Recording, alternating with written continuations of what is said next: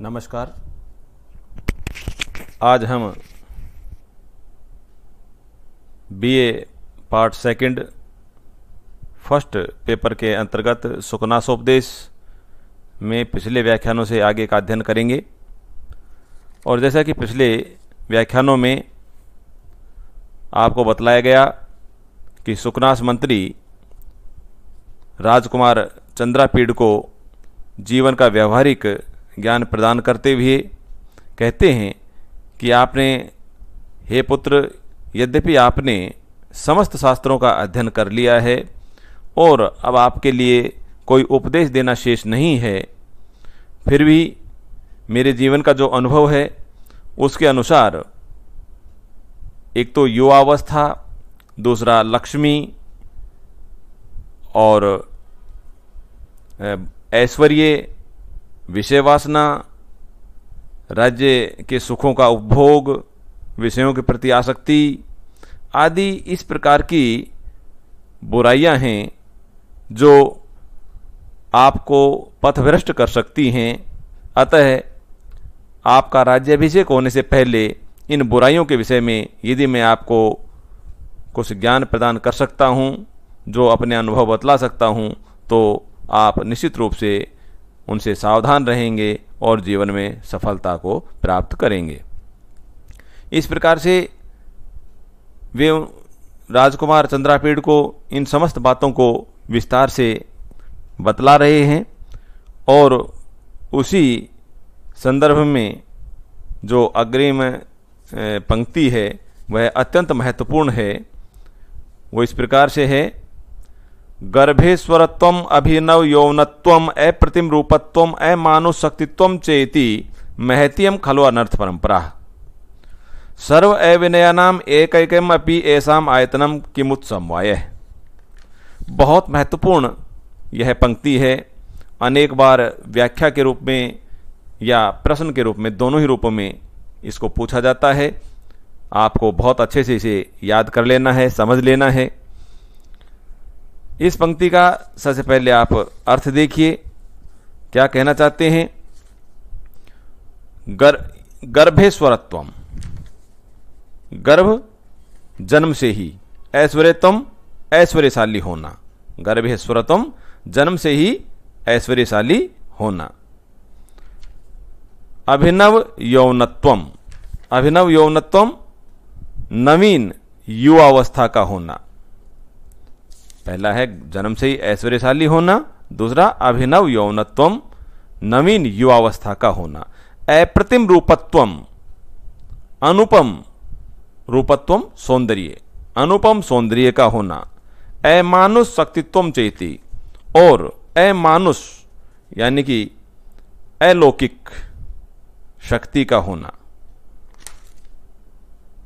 महती इयम खलु अनर्थ परंपरा, इयम यह महती एक बहुत बड़ी अनर्थ परंपरा, अनर्थ की श्रृंखला है।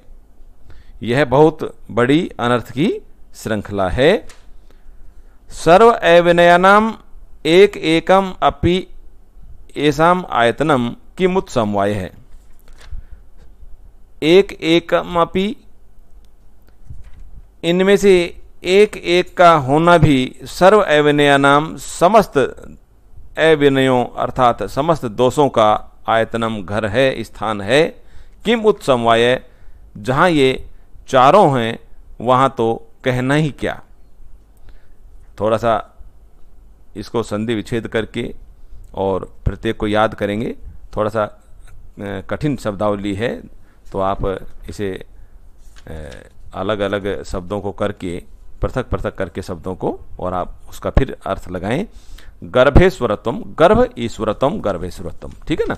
तो दो शब्द हैं, गर्भ ईश्वरत्वम, गर्भेश्वरत्वम। अभिनव यौनत्वम, अब देखो इसमें मैं में ए मिला हुआ है, तो आप इसे जब पृथक करके पढ़ेंगे तो अभिनव शब्द आपके समक्ष आ जाएगा। यौनत्वम, अभिनव नवीन, यौनत्वम युवावस्था का होना।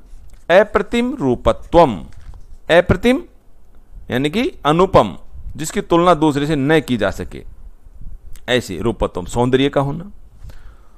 अमानुष शक्तित्वम चेति, और अमानुष शक्तित्वम यानी कि मनुष्यों से परे अलौकिक शक्ति का होना।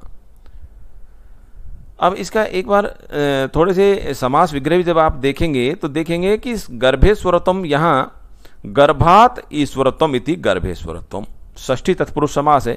जन्म से ही ईश्वर यानी कि ऐश्वर्यशाली होना। अभिनव यौनत्वम, यौवन अभिनवम यौनम यश से अभिनव यौन है, तस्य भाव है अभिनव यौनत्वम, बहुब्री समास है यानी कि नवीन युवावस्था है जिसकी, ऐसा। अप्रतिम रूपत्वम,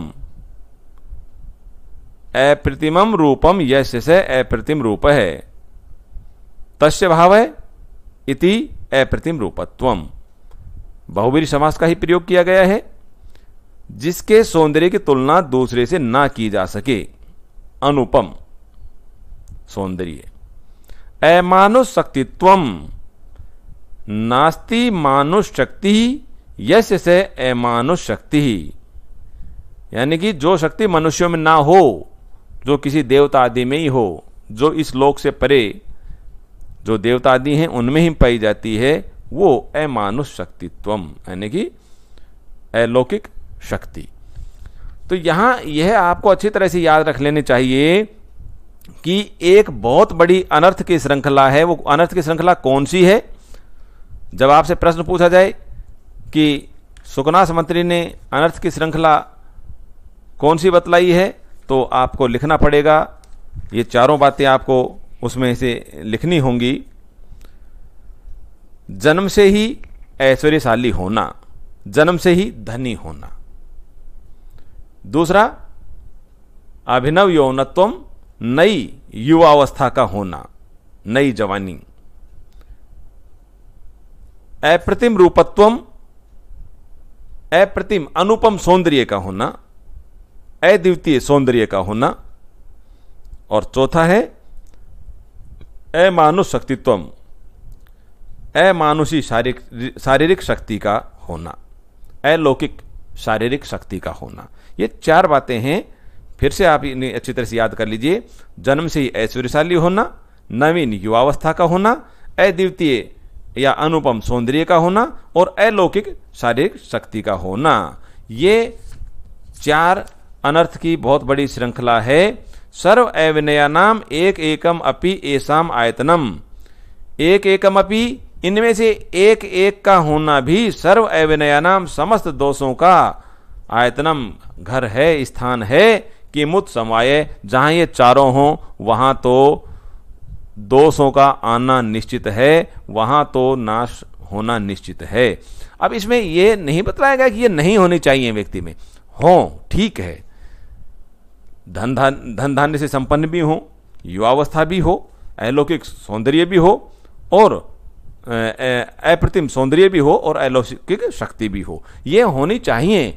लेकिन यदि व्यक्ति इन्हें संभालने में समर्थ नहीं है, यदि व्यक्ति इनके गुण दोषों को नहीं समझता है, यदि व्यक्ति इनके परिणाम को नहीं समझता है, तो वह निश्चित रूप से दोषग्रस्त हो जाता है और उस व्यक्ति में अनेक प्रकार की बुराइयां आ जाती हैं और वे बुराइयां उसे नष्ट करने के लिए पर्याप्त हैं, ये कहना चाहते हैं। यदि व्यक्ति इनके परिणामों को समझता है, यदि इनके गुण दोषों को समझता है, यदि इसकी अच्छाई और बुराइयों को समझता है, तो व्यक्ति निश्चित रूप से सफलता को प्राप्त करता है। अब एक राजकुमार के पास तो ये सभी होती हैं, लेकिन यदि कोई राजकुमार इन समस्त बातों को समझता है, इनके समस्त परिणामों को समझता है कि उसके द्वारा किए जाने वाले काम के, उसके द्वारा किए जाने वाले कार्य के क्या परिणाम होंगे, तो फिर उसके लिए ये सब दोष नहीं है, ये दोष उनके लिए कोई महत्व नहीं रखते हैं और इनका बहुत अच्छे से वह उपभोग कर सकता है। इसलिए सुकनास मंत्री कहते हैं, क्या कहते हैं, एक बार पुनर् देखिए और आपने इसको प्रश्न भी आप उत्तर इसका दे देंगे और इसका यदि आपसे व्याख्या पूछी जाए उसको भी आप अच्छे से बतला सकेंगे।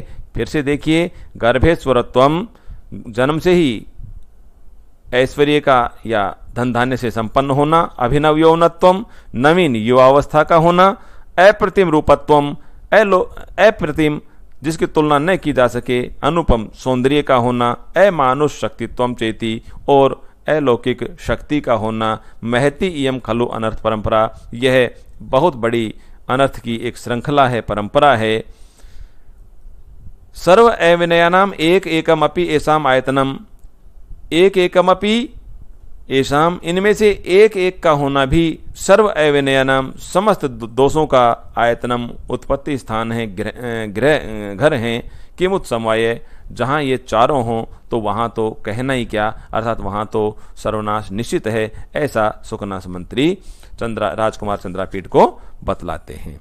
अब इसमें आपने देखा, इसकी व्याख्या पूछी जाए तो आप पीछे से जो प्रसंग चलता आ रहा है उसको बतलाते हुए इसका अर्थ लिखेंगे और इसका भावार्थ लिखेंगे, इसकी व्याख्या लिखेंगे, और इसमें जो भी व्याकरणात्मक टिप्पणियां आई हैं, जैसा कि हमने आपको बतलाया कि उसमें संधि विच्छेद करके भी आप बताएंगे।